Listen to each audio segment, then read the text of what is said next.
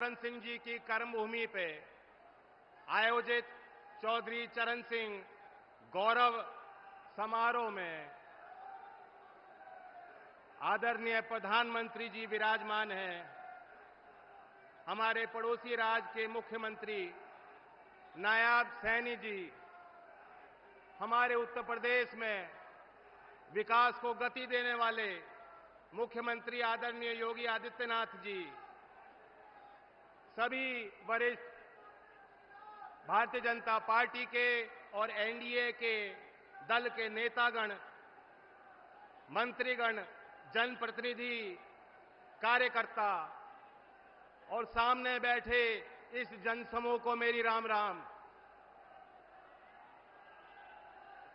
आपने देखा होगा कल एक भव्य समारोह में राष्ट्रपति भवन में महामहिम राष्ट्रपति जी से मैंने भारत रत्न का वो चिन्ह स्वीकार किया और मैं सोच रहा था वह चिन्ह मेरे हाथों में गया, वो प्रतीक, वह सम्मान,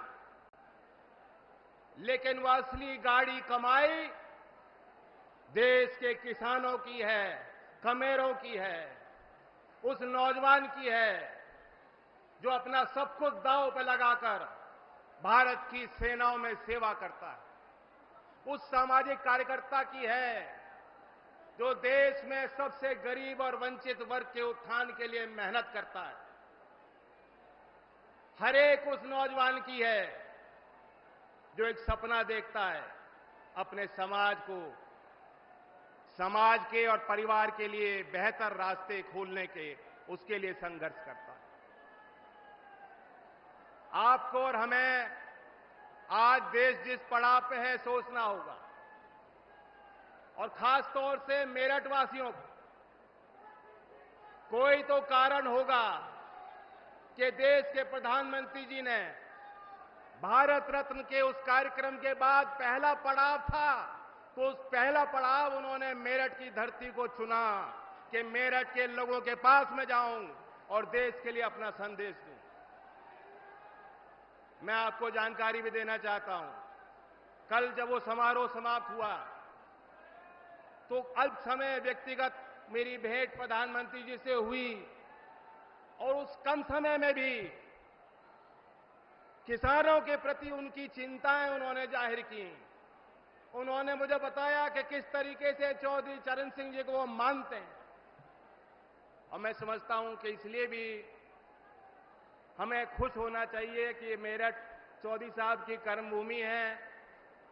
हम और आप इस बात को जानते हैं कि अगर प्रधानमंत्री नरेंद्र मोदी जी नहीं होते तो भारत रत्न का सम्मान धरतीपुत्र चौधरी साहब को मिलने वाला नहीं था। ये निर्णय, ये साहसी फैसला, ऐतिहासिक निर्णय आपके सम्मान को आगे बढ़ाने के लिए प्रधानमंत्री जी ने इसलिए भी लिया, वो भी जानते हैं चौधरी साहब का कितना बड़ा योगदान राष्ट्र निर्माण में रहा। वो ये भी जानते हैं कि चौधरी चरण सिंह जी गुजरात को अपने आध्यात्मिक और राजनीतिक जीवन शैली की पीठ मानते थे। जो भी समाज सुधार का काम चौधरी चरण सिंह जी चाहते थे करना, वह उन्होंने दयानंद सरस्वती जी से सीखा और उससे उनसे प्रेरणा ली। हीरो वर्शिप एक मॉडर्न टर्म है। यहां भी मैं बैठा बैठा देख रहा था, प्रधानमंत्री जी का नाम सारे लोग बार बार, एक गूंज उठ रही थी, उनका नाम बार बार नौजवान ले रहे थे कि नहीं ले रहे थे? फिर सुनाओ, ले रहे थे कि नहीं ले रहे थे? ये भी एक गहरे विश्वास का प्रतीक है, इसे हीरो वर्शिप भी कह सकते। इस हीरो वर्शिप से चौधरी चरण सिंह जी भी अछूते नहीं थे। एक ऐसे नेता थे जिनको चौधरी चरण सिंह जी अगर आदर्श मानते थे, वो थे सरदार वल्लभ भाई पटेल। और इसलिए इस नाते को प्रधानमंत्री जी अच्छी तरह भली भांति समझते हैं और उनकी मंशा है, उन्होंने अपनी इच्छा शक्ति को जाहिर किया कि चौधरी चरण सिंह जी की वास्तव में जो विचारधारा, जो वास्तव में उनकी विरासत, जिसको आप सब लोग संभाल रहे हो, उसे और आगे बढ़ाना है। चौधरी चरण सिंह जी 2-3 विषयों को लेकर बेहद गंभीर होते थे। बहुत कम समय में मैं उल्लेख करना चाहूंगा। नंबर 1 क्या था? करप्शन, भ्रष्टाचार। जिस तरह तालाब में अगर एक कमल का फूल कहीं खिलता है, दूर से दिखाई देता है, दूर से उसका सौंदर्य एक कमल के फूल का दिखाई देगा कि नहीं देगा आपको? एक तालाब में एक फूल अगर खिल रहा हो। चौधरी साहब यही मानते थे कि जो नेता होता है, जो बड़े पद पे बैठा है, बड़े पदभार को संभाल रहा है, उसकी नैतिक जिम्मेदारी होती है। भ्रष्टाचार ऊपर से लेकर नीचे तक जाता है। अधिकारी भ्रष्ट हो सकते हैं, कर्मचारी भ्रष्ट हो सकते हैं, लेकिन जिस दिन सर्वोच्च पद पे बैठा व्यक्ति भ्रष्ट हो जाएगा तो कोई उपाय नहीं। एक किस्सा मैं चौधरी साहब का बताना चाहता हूं। हमीरपुर जिले का 13 मार्च 1962 की तारीख, चौधरी चरण सिंह जी गृह मंत्री थे। वहां सर्किट हाउस पे रुके हुए थे। रेडियो का कार्यक्रम चल रहा था। चौधरी साहब ने सुना कि उन्हें पद से हटा दिया गया है, उनसे मंत्रालय ले लिया गया है। गाड़ी सरकारी उनके लिए खड़ी थी। लखनऊ उनको लौटना था। उन्होंने ड्राइवर को कहा, अब मैं सरकारी गाड़ी में नहीं बैठ सकता, इस गाड़ी को वापस आप ले जाइए लखनऊ। ऐसी ईमानदारी चौधरी साहब की थी। और आज हम देखते हैं, गंभीर आरोप के बाद भी जेल की सलाखों के पीछे रहकर भी सत्ता के सुख को लोग भोगना चाहते हैं। तो चौधरी साहब की उस ईमानदारी को याद करते हुए और उसमें जो कड़ियां जुड़ी हैं, हमने देखा है 10 वर्ष में क्या कड़ियां जुड़ी हैं। जो राजीव गांधी जी कहते थे कि 1 रुपए का सरकारी योजना का पैसा धरातल पे कितना पहुंचता है? 15 पैसे पहुंचता है। आज हम देखते हैं केंद्र सरकार कोई निर्णय लेती है, कोई प्राथमिकता बनाती है, कोई योजना बनाती है, कोई निवेश करती है, तो सीधा लाभार्थी के खाते में पैसा जाता है। मैं पूछना चाहता हूं, यही तो चौधरी चरण सिंह जी की ईमानदारी का प्रतीक है। यही उनके ईमानदारी और नैतिकता का बढ़िया उदाहरण जो सरकार करके दिखा रही है। और फिर चौधरी साहब जातीय भेद के खिलाफ थे, लिंग भेद के खिलाफ थे, और वे चाहते थे किसान, क्योंकि उस समय के देश में गांव और किसान देश की जड़ों में था। मुख्य धारा में अगर किसान नहीं खड़ा होता, गांव का विकास नहीं होता, तो देश आगे नहीं जा सकता। उसी उद्देश्य के साथ एनडीए को ताकत देने के लिए हम उम्मीद करते हैं कि मेरठ अपनी बड़ी भूमिका को अदा करेगा। 2014 में भी प्रधानमंत्री जी ने चुनावी अभियान की शुरुआत मेरठ की धरती से की थी, और आज हम सब लोग मिलकर बहुत उम्मीद के साथ आए। मेरठ अकेला जिला ही नहीं, कई क्षेत्रों को प्रभावित करता है। लोकदल वाले लोग जानते हैं कि चौधरी चरण सिंह जी आपसे चंदा लेते थे मेरठ के लोगों से, और ओडिशा तक चुनाव लड़ते। तो जहां मेरठ तय करेगा, तो जो नारा दिया है उत्तर प्रदेश की 80 सीट और देश के अगले चुनाव में 400 पार का नारा पूरा हो जाएगा।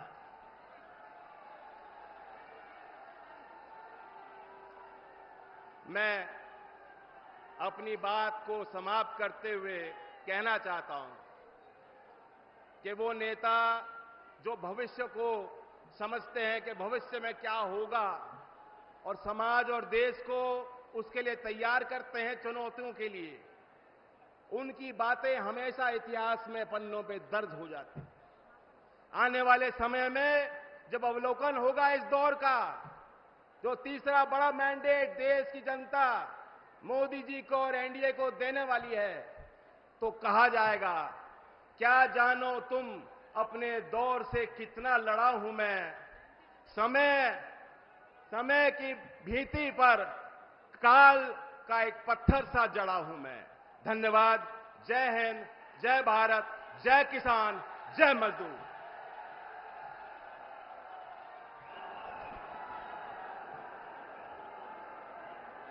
अब मैं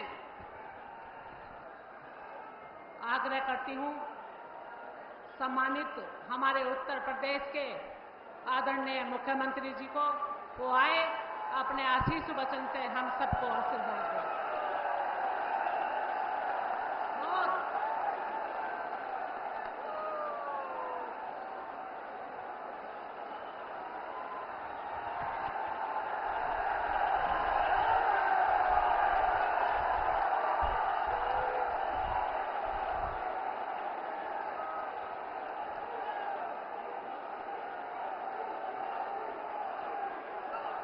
बाबा ओघड़नाथ की पावन भूमि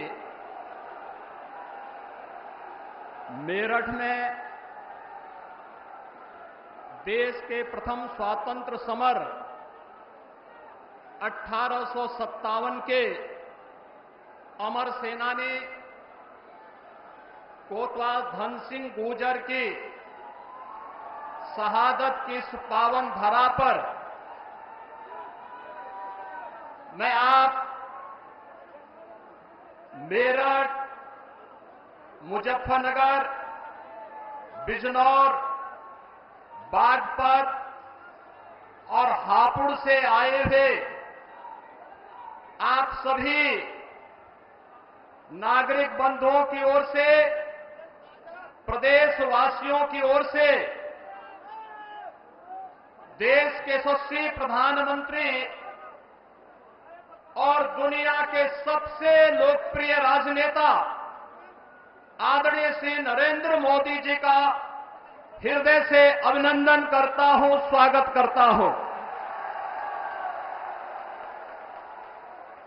बहन और भाइयों, मैं आभारी हूं और उत्तर प्रदेश आभारी है आदरणीय प्रधानमंत्री जी का, जिन्होंने 2014 के बाद देश की तस्वीर और तकदीर को बदल करके हम सबको, वर्तमान और भावी पीढ़ी को एक नए भारत का दर्शन कराया है और हम सब आभारी भी हैं। कल ही किसानों के मसीहा पूर्व प्रधानमंत्री परम श्रद्धेय चौधरी चरण सिंह जी को भारत रत्न का सम्मान देकर के आपने किसानों का जो सम्मान किया है, पूरा उत्तर प्रदेश और देश का अन्नदाता किसान इसके लिए आपके प्रति कृतज्ञता ज्ञापित करते हुए आभार व्यक्त करता है। यह हमारा सौभाग्य है कि देश जब अपनी आजादी के अमृत काल में प्रवेश किया है, तब इस देश को यशस्वी नेतृत्व के रूप में 10 वर्ष से मोदी जी का करिश्माई नेतृत्व प्राप्त हुआ है। आज के इस अवसर पर जब आपने उत्तर प्रदेश के अंदर लोकसभा चुनाव के रैली का शुभारंभ के लिए बाबा ओघड़नाथ की इस धरा को चुना है, मैं इसके लिए उत्तर प्रदेश की जनता की ओर से आपका हृदय से अभिनंदन करता हूं, स्वागत करता हूं। मंच पर उपस्थित हरियाणा के माननीय मुख्यमंत्री श्री नायब सिंह सैनी जी, केंद्रीय मंत्री और मुजफ्फरनगर से भारतीय जनता पार्टी के प्रत्याशी श्री संजीव बालियान जी, अपना दल एस के राष्ट्रीय अध्यक्ष और केंद्रीय मंत्री श्रीमती अनुप्रिया पटेल जी, भारतीय जनता पार्टी के प्रदेश के अध्यक्ष चौधरी भूपेंद्र सिंह जी, राष्ट्रीय लोकदल के अध्यक्ष जयंत चौधरी जी, उत्तर प्रदेश सरकार के मंत्री और निषाद पार्टी के अध्यक्ष श्री संजय निषाद जी अध्यक्ष सुहेलदेव राजभर पार्टी और प्रदेश सरकार के मंत्री श्री ओम प्रकाश राजभर जी, भारतीय जनता पार्टी के राष्ट्रीय उपाध्यक्ष श्री लक्ष्मीकांत वाजपेयी जी, माननीय सांसद मेरठ श्री राजेंद्र अग्रवाल जी, मेरठ से एनडीए भारतीय जनता पार्टी के प्रत्याशी श्री अरुण गोविल जी, कैराना से भारतीय जनता पार्टी के प्रत्याशी श्री प्रदीप चौधरी जी, लोकसभा बिजनौर से एनडीए के प्रत्याशी चंदन चौहान जी, बागपत से प्रत्याशी श्री राजकुमार सांगवान जी, आज के इस कार्यक्रम में उपस्थित भारतीय जनता पार्टी एनडीए के सभी हमारे वरिष्ठ नेतागण और भारी संख्या में इस चुनावी सभा का शुभारंभ के अवसर पर आदरणीय प्रधानमंत्री जी के संदेश को जन जन तक पहुंचाने और एक एक मत को भारतीय जनता पार्टी और सहयोगी दलों के प्रत्याशियों को उपलब्ध करवाने के लिए उपस्थित सभी बहनों और भाइयों, यह हमारा सौभाग्य है कि मेरठ की इस क्रांति धरा को आदरणीय प्रधानमंत्री जी ने चुनाव प्रचार अभियान के शुभारंभ के लिए चुना है।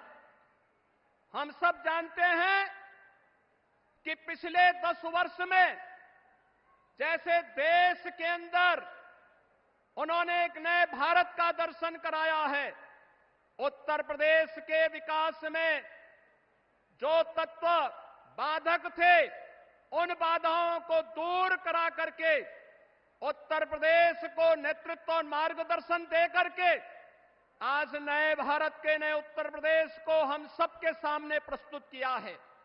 और मेरठ इसके लिए आभारी है आदरणीय प्रधानमंत्री जी का। मेरठ में विकास की इतनी सारी सौगातें दी हैं, 12 लेन का हाईवे और एक्सप्रेस हाईवे हो या रैपिड रेल, स्पोर्ट्स यूनिवर्सिटी हो या ओडीओपी के माध्यम से यहां के उत्पाद को वैश्विक मान्यता प्रदान करने का कार्य हो, यहां की कनेक्टिविटी को, चाहे वह रोड की कनेक्टिविटी हो, चाहे वह रेल की हो, चाहे वह एयर कनेक्टिविटी का हो, इन सबको एक नए आयाम की ओर जहां आप ले जाने का काम किए हैं, वहीं साथ ही साथ इस क्षेत्र में आपके मार्गदर्शन में अन्नदाता किसानों के लिए भी जो अभूतपूर्व कार्य हुआ है, मात्र 7 वर्ष में उत्तर प्रदेश के गन्ना किसानों को 2.5 लाख करोड़ रुपए से अधिक की धनराशि उनके खातों में देने का काम भी भारतीय जनता पार्टी की सरकार के समय हो पाया है। मोदीनपुर की चीनी मिल का पुनरुद्धार का कार्य हुआ है। सरदेव चौधरी चरण सिंह जी कर्मभूमि छपरौली की चीनी मिल को नए सिरे से बनाने का कार्य भी हुआ है। और यही नहीं, आज इस क्षेत्र में पिछले 10 वर्ष के अंदर जो परिवर्तन हुआ है, यह क्षेत्र इस बात का गवाह है। समाजवादी पार्टी और कांग्रेस की सरकारों के समय इस क्षेत्र ने उनकी दंगा पॉलिसी को झेला है, उनके कर्फ्यू के उन यातनाओं को झेला है।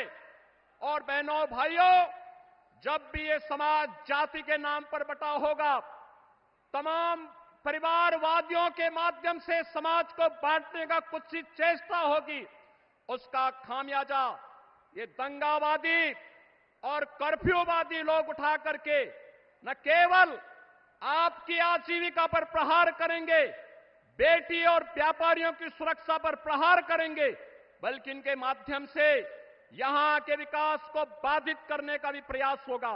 आज यही कारण है, एक तरफ भारतीय जनता पार्टी और सहयोगी दल प्रधानमंत्री मोदी जी के नेतृत्व में देश को विकसित भारत की इस परिकल्पना को साकार करने के लिए पूरी मुस्तैदी और मजबूती के साथ कार्य कर रही है, तो दूसरी तरफ वे विभाजनकारी ताकतें परिवारवाद और जातिवाद के आधार पर सामाजिक ताने बाने को छिन्न भिन्न करने का कार्य भी कर रही हैं। ये चुनाव मात्र चुनाव नहीं है, ये चुनाव उन लोगों को फिर से सही जगह दिखाने का समय है जिन लोगों ने सामाजिक ताने बाने को छिन्न भिन्न करने का कार्य किया है। ये चुनाव फैमिली फर्स्ट बनाम नेशन फर्स्ट के बीच में है, माफिया राज बनाम कानून के राज के बीच का है, भ्रष्टाचार बनाम जीरो टॉलरेंस के बीच का है, तुष्टीकरण बनाम सबका साथ सबके विकास के बीच का है, स्वार्थ के परिवार बनाम मोदी के परिवार के बीच का है, जातिवाद बनाम गरीब कल्याण के बीच का है। एक तरफ विकास को लेकर के चलने वाली सरकार और दूसरी तरफ षड्यंत्र हजार करने वाले वह नापाक गठबंधन के लोग जो तमाम प्रकार की भ्रम की भावनाएं पैदा कर रहे हैं।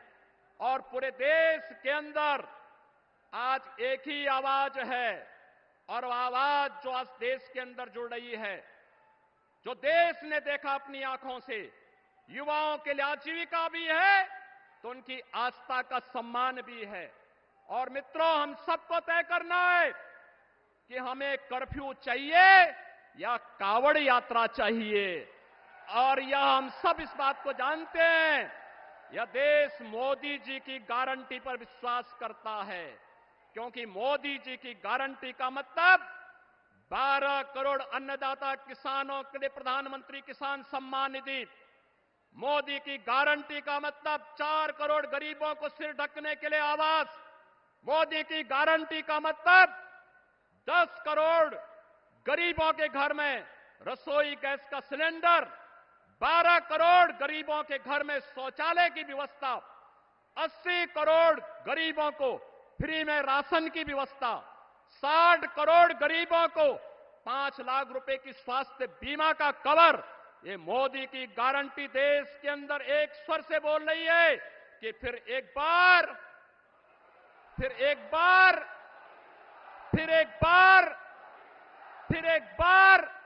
मोदी सरकार। और यही तो मोदी की गारंटी है, जो कहते हैं वो करके रहते हैं। और मोदी जी की गारंटी पर यूपी को यकीन है, भारत को भरोसा है, क्योंकि मोदी जी मात्र सपने नहीं बुनते, क्योंकि मोदी जी ने जो करके दिखाया है हकीकत बुनते हैं। इसीलिए तो लोग बार बार मोदी जी को चुनते हैं। और बंधुओं, मोदी जी के नेतृत्व में उत्तर प्रदेश ने 2014, 2017, 2019 और 2022 में अपना आशीर्वाद दिया है।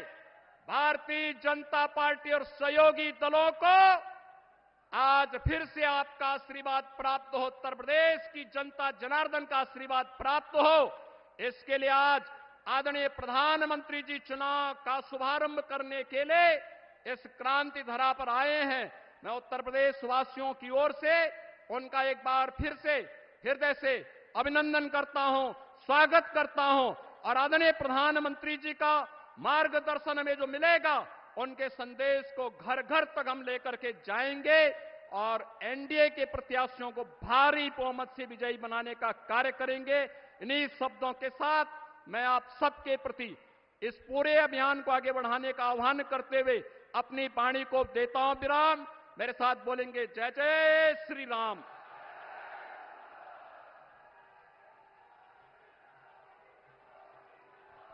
धन्यवाद, धन्यवाद मुख्यमंत्री जी का। अब आप जिनका बेसब्री से इंतजार था, उनको मैं आमंत्रित करने से पहले एक लाइन में बोलना चाहूंगी। भरा नहीं भावों से जो, जिसमें बहती रसधार नहीं, मानव नहीं वो पत्थर है, जिसमें स्वदेशी का प्यार नहीं। तो ऐसे अपने यशस्वी प्रधानमंत्री जी, जिन्होंने 25 करोड़ गरीबी से जो निकालने के लिए जो बहुत परिश्रम करा है, बहुत संघर्ष करा है, 25 करोड़ गरीबी की रेखा से उन्होंने जो है बाहर निकाला है। बाबा साहब भीमराव अंबेडकर के सम्मान में 5 तीर्थ स्थल बनवाकर जो दलित समाज को जो सम्मान दिया है, ऐसे हमारे प्रधानमंत्री यशस्वी नरेंद्र मोदी जी, जो नारी शक्ति का 14 से आप लोगों ने देखा होगा जो सम्मान देते आए हैं, और नारी शक्ति अभिनंदन बिल जो पास किया है, उनका इस मंच से और सभी महिलाओं की तरफ से अपने देश की आधी आबादी की तरफ से आपको बहुत बहुत धन्यवाद देती हूँ, साधुवाद देती हूँ और आपको आमंत्रित करती हूँ। बहुत बहुत धन्यवाद। आप मोदी जी का सुनिए।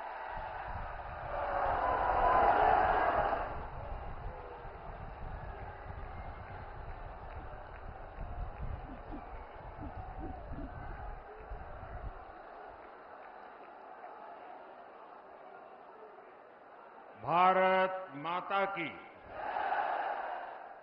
भारत माता की। आप सबको राम राम।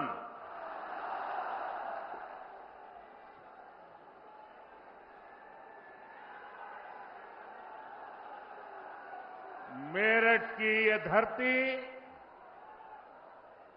क्रांति और क्रांति वीरों की धरती है। इस धरती पर बाबा अवगढ़ धाम उसका आशीर्वाद है। इस धरती ने चौधरी चरण सिंह जैसे महान सपूत देश को दिए हैं। हमारी सरकार को उन्हें भारत रत्न देने का सौभाग्य मिला है। मैं चौधरी साहब को आदरपूर्वक श्रद्धांजलि अर्पित करता हूं, नमन करता हूं। साथियों, मेरठ की इस धरती के साथ ही मेरा कुछ अलग ही रिश्ता है।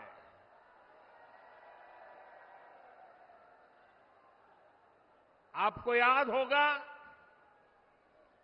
2014 में और 2019 में मैंने अपने चुनाव अभियान की शुरुआत यही मेरठ से की थी।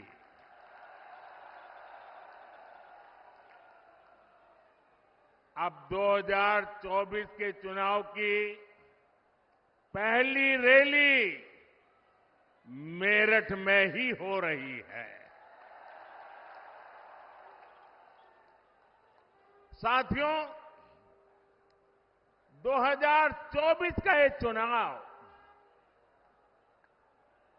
सिर्फ एक सरकार बनाने का चुनाव नहीं है। कौन सांसद बने, कौन न बने, इसका चुनाव नहीं है।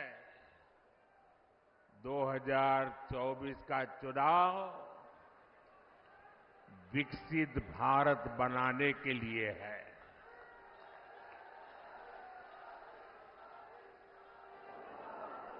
2024 का जनादेश भारत को दुनिया की तीसरी सबसे बड़ी आर्थिक महाशक्ति बनाएगा। मैं आपको याद कराना चाहता हूं, जब भारत दुनिया में 11वें नंबर की अर्थव्यवस्था था, तो भारत में चारों तरफ गरीबी थी। जब भारत 5वें नंबर पर पहुंचा, तो 25 करोड़ देशवासी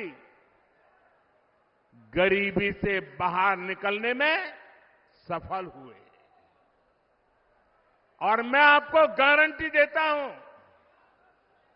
जब भारत दुनिया में नंबर 3 पर पहुंचेगा, तो देश में गरीबी तो दूर होगी ही, लेकिन साथ साथ एक सामर्थ्यवान, सशक्त मध्यम वर्ग देश को नई ऊर्जा देता होगा।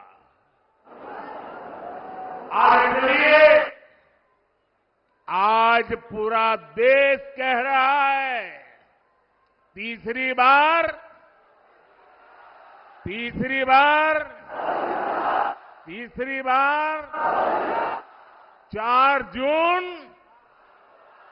4 जून। साथियों, मैंने लाल किले से कहा था, यही समय है, सही समय है। भारत का समय आ गया है। भारत चल पड़ा है। आज भारत में तेजी से आधुनिक इंफ्रास्ट्रक्चर बन रहा है। आज भारत इंफ्रास्ट्रक्चर के निर्माण पर अभूतपूर्व निवेश कर रहा है। आज हर सेक्टर में नौजवानों के लिए अनगिनत नए अवसर बन रहे हैं। आज देश की नारी शक्ति नए संकल्पों के साथ आगे आ रही है। आज भारत की साख दुनिया भर में, भारत की साख नई ऊंचाई पर है। इतना ही नहीं, पूरी दुनिया भारत को भरोसे से देख रही है।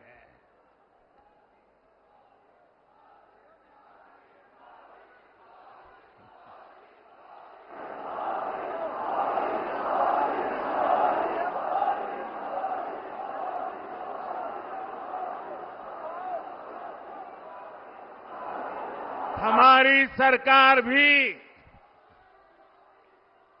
तीसरे कार्यकाल की तैयारी में अभी से जुट गई है।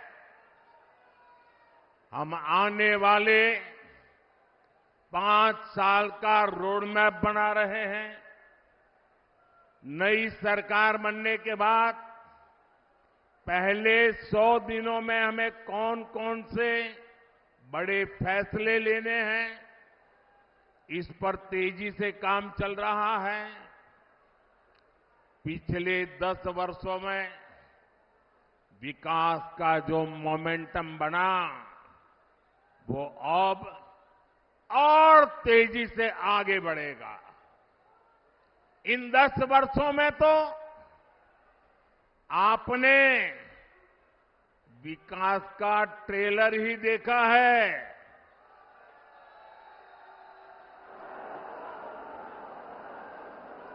अभी तो हमें देश को बहुत आगे लेकर जाना है। भाइयों और बहनों,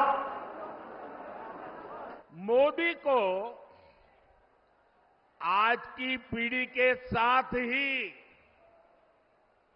आने वाली पीढ़ियों की भी चिंता है। देश की आने वाली पीढ़ियों को पुरानी चुनौतियों में अपनी ऊर्जा ना खपानी पड़े, मैं इसके लिए भी काम कर रहा हूं। एनडीए सरकार के 10 साल का रिपोर्ट कार्ड आपके सामने है। इन 10 सालों में ऐसे अनेक काम हुए हैं जिनको पहले असंभव मान लिया गया था। अब आप देखिए, अयोध्या में रामलला का भव्य मंदिर बनेगा। ये लोगों को असंभव लगता था, लेकिन राम मंदिर भी बना है और हर रोज वहां लाखों लोग दर्शन के लिए भी जा रहे हैं। और आपने देखा है, ब्रज में कान्हा और राधा तो हर बार की तरह होली खेले ही। इस बार अवध में रामलला ने भी खूब होली खेली।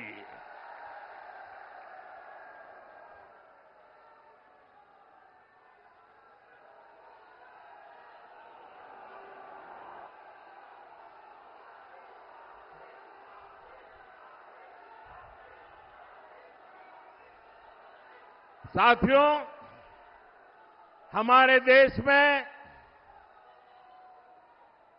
हमारी सेना को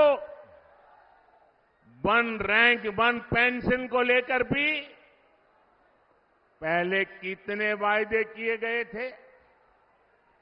कभी देश में 1 रैंक 1 पेंशन लागू होगा, ये हमारे सेना के जवानों ने आशा छोड़ दी थी। ये भी असंभव लगता था, लेकिन हमने न सिर्फ 1 रैंक 1 पेंशन लागू किया, बल्कि हमारे देश की सीमाओं की रक्षा करने वाले पूर्व सैनिकों को उनके हक का 1 लाख करोड़ रुपए से ज्यादा दिया। साथियों, 3 तलाक के विरुद्ध एक सख्त कानून भी लोगों को असंभव लगता था। आज 3 तलाक के खिलाफ न सिर्फ कानून बन चुका है, बल्कि ये हजारों मुस्लिम बहनों की जिंदगी भी बचा रहा है। लोकसभा और विधानसभाओं में महिलाओं को आरक्षण भी पहले असंभव लगता था, लेकिन नारी शक्ति वंदन अधिनियम आज सच्चाई बन चुका है। साथियों, जम्मू कश्मीर में आर्टिकल 370 कभी हटेगा, ये भी लोगों को असंभव लगता था, लेकिन आर्टिकल 370 भी हटा है और जम्मू कश्मीर का तेज विकास भी हो रहा है। और इसलिए आज लोग बीजेपी के 370 सीटों का आशीर्वाद भी दे रहे हैं। साथियों, ये मोदी गरीबी से तपकर आज यहां पहुंचा है और इसलिए हर गरीब का दुख, हर गरीब की पीड़ा, हर गरीब की तकलीफ मोदी भली भांति समझता है और इसलिए हमने गरीब की हर चिंता को दूर करने के लिए योजनाएं बनाई। गरीब को इलाज की चिंता न हो, इसलिए हमने 5 लाख रुपए तक के मुफ्त इलाज वाली आयुष्मान योजना बनाई। गरीब को राशन की चिंता न हो, इसलिए हमारी सरकार 80 करोड़ जरूरतमंदों को मुफ्त राशन दे रही है। जिसको किसी ने नहीं पूछा, उसको मोदी ने पूजा है।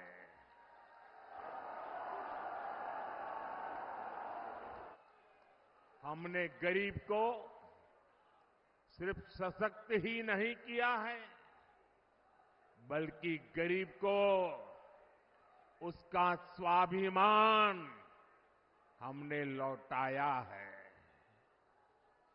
ये हमारी सरकार है जिसने 50 करोड़ गरीबों के बैंक खाते खोले। ये हमारी सरकार है जिसने 4 करोड़ गरीबों को पक्के घर बनाकर दिए हैं।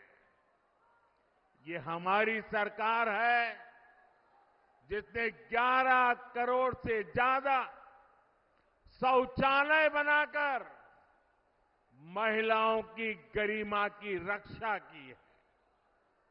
ये हमारी सरकार है जिसने 2.5 करोड़ से ज्यादा घरों में बिजली कनेक्शन देकर उनके जीवन से अंधेरा दूर किया है। भाइयों और बहनों, बीते 10 वर्ष देश में माताओं, बहनों, बेटियों के लिए सुविधा, सुरक्षा और सम्मान के रहे हैं। आने वाले 5 साल नारी शक्ति की समृद्धि के होने वाले हैं। देश में करोड़ों बहनों, बेटियों को हमने पहली बार उद्यमी बनाया।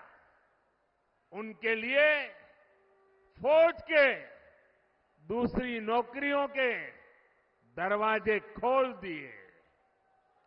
पुलिस हो या फिर अर्धसैनिक बल हो, इसमें आज बेटियों की संख्या 2 गुने से अधिक हो चुकी है। मुद्रा योजना ने करोड़ों बहनों को पहली बार अपना बिजनेस शुरू करने का संबल दिया है। पिछले 10 वर्षों में 10 करोड़ बहनें स्वयं सहायता समूहों से जुड़ी है। इससे गांव की हमारी बहनों को अतिरिक्त कमाई होने लगी है और मोदी का सपना भी है और मोदी की गारंटी भी है। अब देश की 3 करोड़ महिलाओं को ये मोदी की गारंटी सुन लीजिए और 2029 में मेरे से हिसाब भी मांग लेना। ये मोदी की गारंटी है। 3 करोड़ महिलाओं को लखपति दीदी बनाने पर काम कर रहा है। साथियों,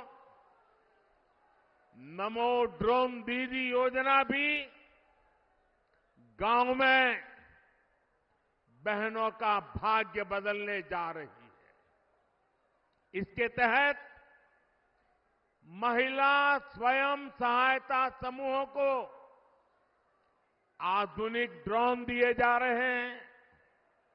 ये ड्रोन हमारी खेती का भविष्य बदलने वाले हैं, खेती का काम आसान करने वाले हैं।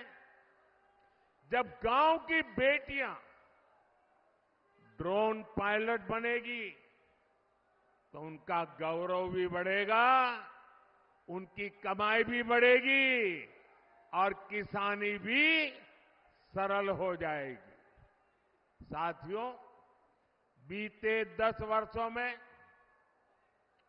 देश ने देखा है कि भ्रष्टाचार के खिलाफ कितनी बड़ी लड़ाई हमने शुरू की है। हमने सुनिश्चित किया है गरीब का पैसा बीच में कोई और न हड़प पाए। हमारी सरकार ने कागजों से 10 करोड़ फर्जी लाभार्थी हटाए हैं। आप हैरान हो जाएंगे, पहले ऐसी सरकार चलती थी जिसका जन्म नहीं हुआ, ऐसे लोगों के नाम पर पैसे जाते थे। ऐसे 10 करोड़ नाम हटाने की मोदी ने हिम्मत की है और ऐसा करके हमने आपके देशवासियों के 3.25 लाख करोड़ रुपए गलत हाथों में जाने से बचाए हैं। लेकिन भाई और बहनों, मैं भ्रष्टाचार पर कार्रवाई कर रहा हूं, इससे कुछ लोग बौखला गए हैं।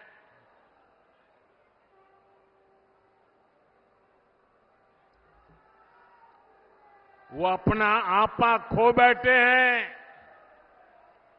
और मेरे प्यारे देशवासियों, मैं कहता हूं, मोदी की गारंटी कहती है, मोदी का मंत्र है भ्रष्टाचार हटाओ। वो कहते हैं भ्रष्टाचारी बचाओ। ये चुनाव इन 2 खेमों की लड़ाई है। एक खेमा एनडीए का, जो भ्रष्टाचार हटाने के लिए मैदान में है। दूसरा वो खेमा जो भ्रष्टाचारियों को बचाने के लिए मैदान में है। फैसला आपको करना है।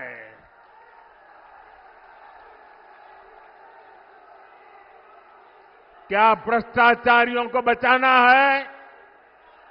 क्या भ्रष्टाचारियों को बचाना है? क्या भ्रष्टाचारियों को बचाना है? भ्रष्टाचार जाना चाहिए कि नहीं जाना चाहिए? भ्रष्टाचार हटना चाहिए कि नहीं हटना चाहिए? भ्रष्टाचार खत्म होना चाहिए कि नहीं होना चाहिए? और इसलिए भाइयों बहनों, जब मोदी पूरी ताकत से भ्रष्टाचार के खिलाफ लड़ाई लड़ रहा है, तो इन लोगों ने मिलकर एक इंडी गठबंधन भी बना लिया है। इनको लगता है कि मोदी इनसे डर जाएगा, लेकिन मेरे लिए मेरा भारत मेरा परिवार है। मेरा भारत, मेरा परिवार है। मेरा भारत, मेरा परिवार है। मेरा भारत, मेरा परिवार है। मेरा भारत, मेरा परिवार है। मेरा भारत, मेरा परिवार है। मेरा परिवार है। मैं अपने देश को भ्रष्टाचारियों से बचाने के लिए जो कदम उठाए जा रहे हैं उनके खिलाफ एक बहुत बड़ी लड़ाई लड़ रही हूं।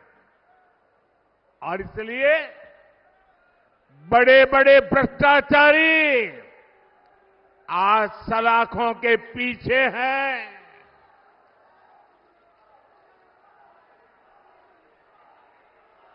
सुप्रीम कोर्ट तक जमानत नहीं मिल रही है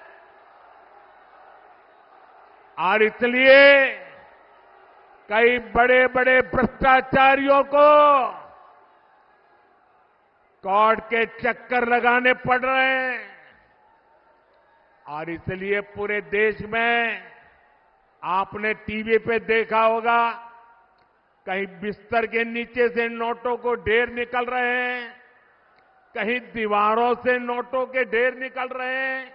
और अभी तो मैंने देखा वॉशिंग मशीन में नोटों के ढेर थे।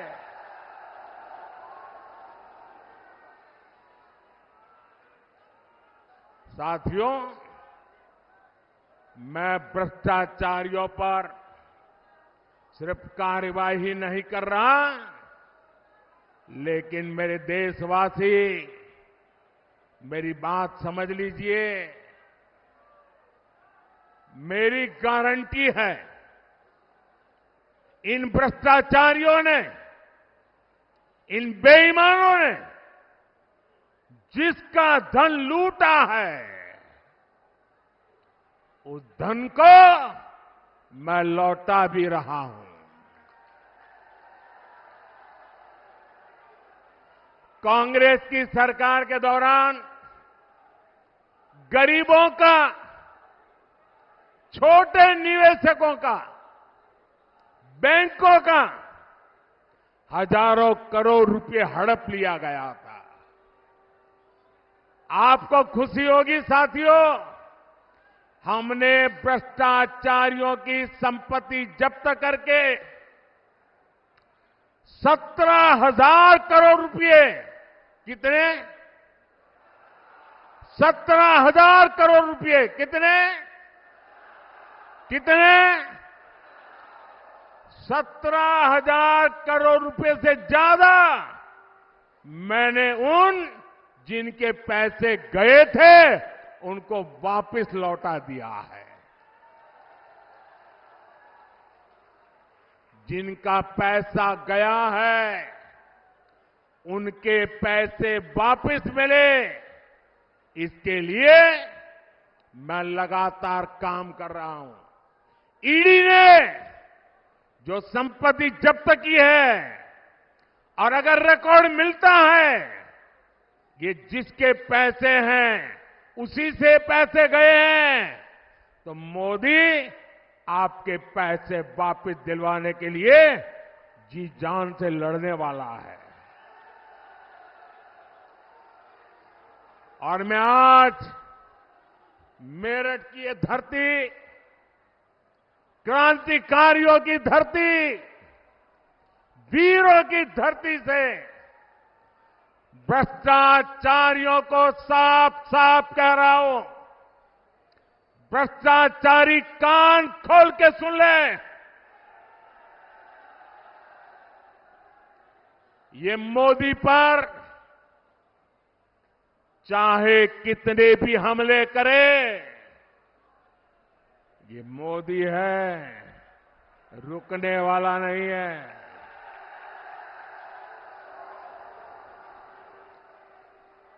भ्रष्टाचारी चाहे कितना ही बड़ा क्यों ना हो, एक्शन होगा, जरूर होगा।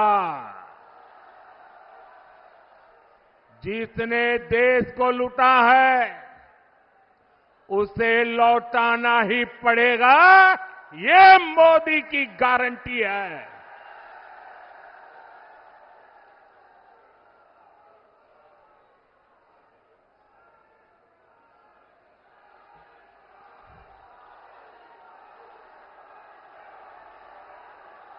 साथियों, मेरठ की इस धरती का देश की अखंडता और एकता से बड़ा रिश्ता रहा है। ये स्वतंत्रता सेनानी वीर मंगल पांडे की कर्मभूमि है। ये धरती धनसिंह कोतवाल जैसे शूरवीर की धरती है। शौर्य की इस धरती से आज मैं पूरे देश को बताना चाहता हूं कि कैसे कांग्रेस और इंडी अलायंस देश की अखंडता और देश की एकता को तोड़ते रहे हैं। आज ही कांग्रेस का ये एक और देश विरोधी कारनामा देश के सामने आया है। तमिलनाडु में भारत के समुद्री तट से कुछ दूर, कुछ किलोमीटर दूरी पर श्रीलंका और तमिलनाडु के बीच में समुद्र में एक टापू है, एक द्वीप है, कच्चा थीवू, अलग अलग नाम भी लोग बोलते हैं, कच्चा थीवू। ये द्वीप सुरक्षा की दृष्टि से बहुत महत्वपूर्ण है। देश आजाद हुआ तब हमारे पास था और ये हमारे भारत का अभिन्न अंग रहा है। लेकिन कांग्रेस ने 4-5 दशक पहले कह दिया कि ये द्वीप तो गैर जरूरी है, फालतू है, यहां तो कुछ होता ही नहीं है। और ये कहते हुए मां भारती का एक अंग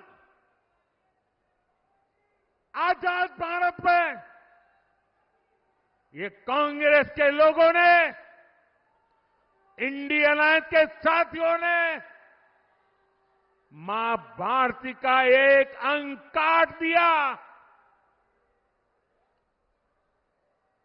और भारत से अलग कर दिया। देश कांग्रेस के रवैये की कीमत आज तक चुका रहा है। भारत के मछुआरे मछली पकड़ने के लिए समंदर में जाते हैं, तमिलनाडु के हैं, केरल के हैं, पुडुचेरी के हैं, तेलंगाना के हैं, आंध्र के हैं, इस द्वीप की तरफ जाते हैं तो इन्हें गिरफ्तार कर लिया जाता है, उनकी बोट को कब्जा कर लिया जाता है। ये कांग्रेस के पाप का परिणाम है कि हमारे मछुआरे आज भी सजा भुगतते चले जा रहे हैं। और कांग्रेस पार्टी इतनी बड़ी उनकी पाप के जब बात आती है तो कांग्रेस की बोलती बंद हो जाती है। डीएमके जैसे दल जो कांग्रेस के साथी हैं, वे भी मुंह पे ताला लगा करके बैठ जाते हैं। आप मुझे बताइए, क्या ऐसा इंडी गठबंधन जिसने मां भारती का टुकड़ा करके दे दिया, क्या ऐसा गठबंधन देश हित में कोई फैसला ले सकता है क्या? देश का भला कर सकता है क्या? देश को एक रख सकता है क्या? साथियों, इंडी गठबंधन वाले ना देश के जवानों का हित सोच सकते हैं, ना ही देश के किसानों का हित सोच सकते हैं, ना ही देश के मछुआरों का हित सोच सकते हैं। किसानों से नफरत करने वाले इंडी गठबंधन ने चौधरी चरण सिंह जी को भी उचित सम्मान नहीं दिया। जब चौधरी साहब को भारत रत्न पर संसद में चर्चा हो रही थी, तब इंडी गठबंधन ने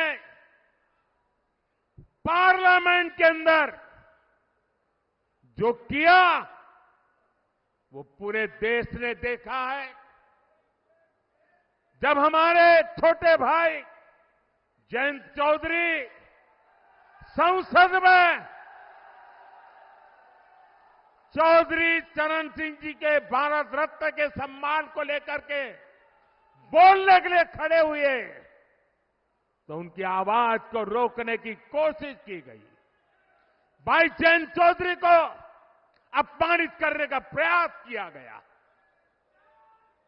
कांग्रेस और सपा को देश के किसान इस क्षेत्र के लोगों की घर घर जाकर के माफी मांगनी चाहिए।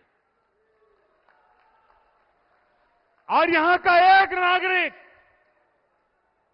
कभी भी कांग्रेस सपा जैसे उनके साथियों को कभी भी माफ नहीं कर सकते। साथियों, चौधरी साहब ने अपना जीवन किसानों की समृद्धि के लिए समर्पित किया था। हमारी सरकार भी किसानों के कल्याण को सर्वोच्च प्राथमिकता देते हुए काम कर रही है। यहां तो इतनी बड़ी अनाज मंडी है, यहां की गुड़ की मंडी सारे देश में जानी जाती है। आप भूले नहीं होंगे कि कैसे आप गन्ना किसानों को परेशान किया गया। गन्ना किसानों के हजारों करोड़ रुपए बकाया होना सामान्य बात हो गई थी। चीनी मिलों को धड़ाधड़ बंद किया जा रहा था, कोड़ियों के भाव बेचा जाता था। मोदी ने किसानों के साथ हो रही ये सारी हेराफेरी बंद करा दी है। साथियों, हम गन्ने की खेती को चीनी और गुड़ तक सीमित नहीं रखना चाहते। हम देश की हर गन्ना बेल्ट को देश की ऊर्जा बेल्ट भी बनाना चाहते हैं। गन्ने से बनने वाले इथेनॉल से गाड़ियां चले, इसके लिए आज देश भर में काम हो रहा है।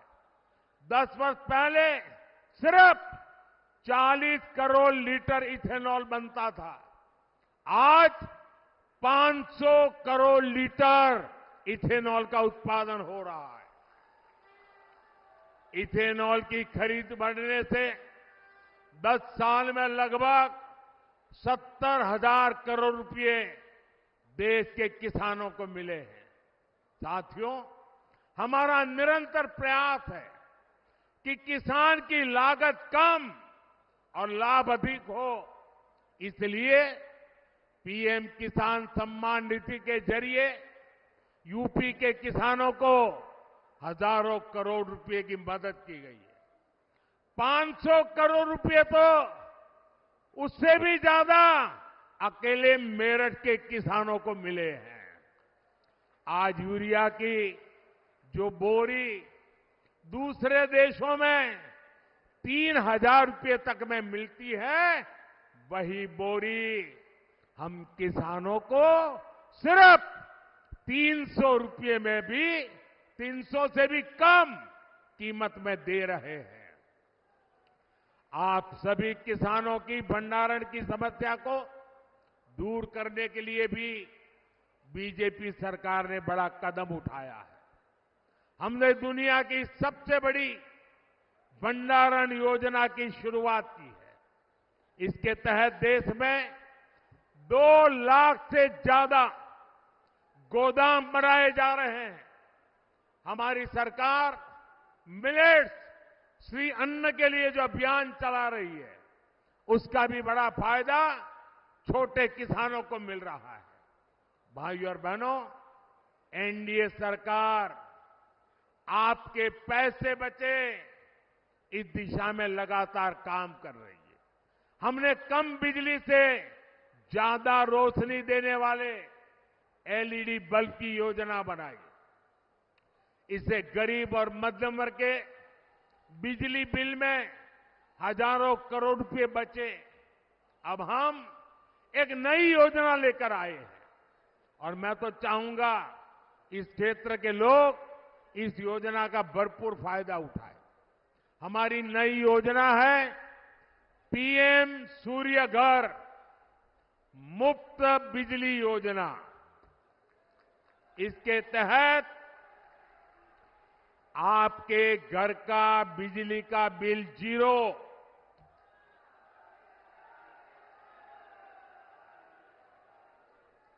फ्री बिजली हर परिवार को मिलेगी। इस योजना अब योजना क्या है? घर की छत पर सोलर प्लांट लगाने के लगभग 75,000 रुपये तक सरकार मदद करेगी। कुछ हफ्ते पहले योजना शुरू हुई है।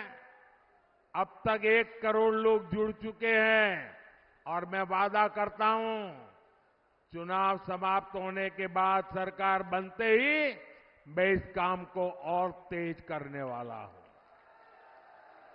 ताकि आपका बिजली का बिल 0 हो जाए। साथियों, ये भाजपा सरकार है जो इस पूरे क्षेत्र में विकास को नई ऊंचाई पर ले जा रहा है।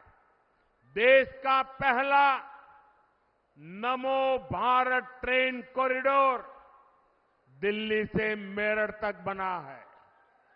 आज मेरठ जिले से होकर 3 अलग अलग एक्सप्रेसवे गुजर रहे हैं। मेरठ मेट्रो पर भी तेजी से काम चल रहा है। हमारा मेरठ फ्रेट कॉरिडोर से भी कनेक्टेड है। यहां मेजर ध्यानचंद स्पोर्ट्स यूनिवर्सिटी बन रही है। मेरठ एक बड़ा एजुकेशन हब भी बन रहा है। जिस प्रकार का इंफ्रास्ट्रक्चर मेरठ में बन रहा है, उससे यहां हर प्रकार के छोटे बड़े उद्योगों का विस्तार होगा। नौजवानों के लिए रोजगार के नए अवसर बनेंगे। साथियों, इस रैली में बीजेपी के कार्यकर्ताओं ने, आरएलडी के कार्यकर्ताओं ने, एनडीए के हमारे सभी साथी दलों ने भारी मेहनत की है। एनडीए ने इस क्षेत्र में बहुत मजबूत उम्मीदवार खड़े किए हैं। हमारे अरुण गोविल जी, राजकुमार सांगवान जी, संजीव बालियान जी, भाई चंदन जी, प्रदीप चौधरी जी, हमारे इन साथियों को भारी मतों से विजयी बनाने के लिए मैं आप सबसे प्रार्थना करने आया हूं और इसलिए बैठ सकते हैं। इसलिए 19 अप्रैल और 26 अप्रैल को आप गर्मी कितनी क्यों न हो, वोट डालने के लिए जरूर निकलना है। वोट डालेंगे ना? और ऐसे भी डलवाएंगे ना? घर घर जाएंगे ना? आपका वोट विकसित भारत के लिए होगा। आपका वोट देश हित में और बड़े निर्णय के लिए होगा।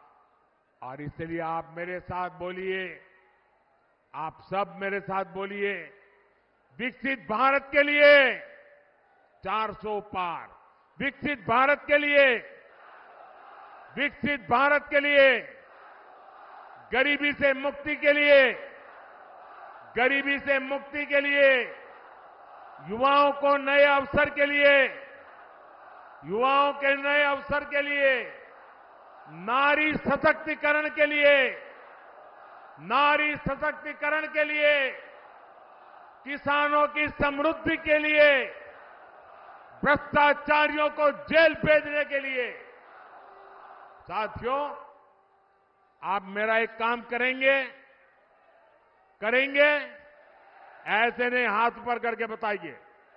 मेरा एक काम करेंगे? ये मेरा पर्सनल काम है, करेंगे? चुनाव वाला काम नहीं है, करेंगे?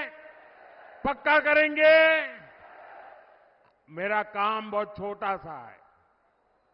आप घर घर जाना और हर घर जाकर के कहना, हमारे मोदी जी मेरठ आए थे और मोदी जी ने आपको प्रणाम भेजा है। मेरा प्रणाम घर वगैरह पहुंचा दीजिए। मेरे साथ बोलिए, भारत माता की, भारत माता की, भारत माता की, भारत माता की। बहुत बहुत धन्यवाद।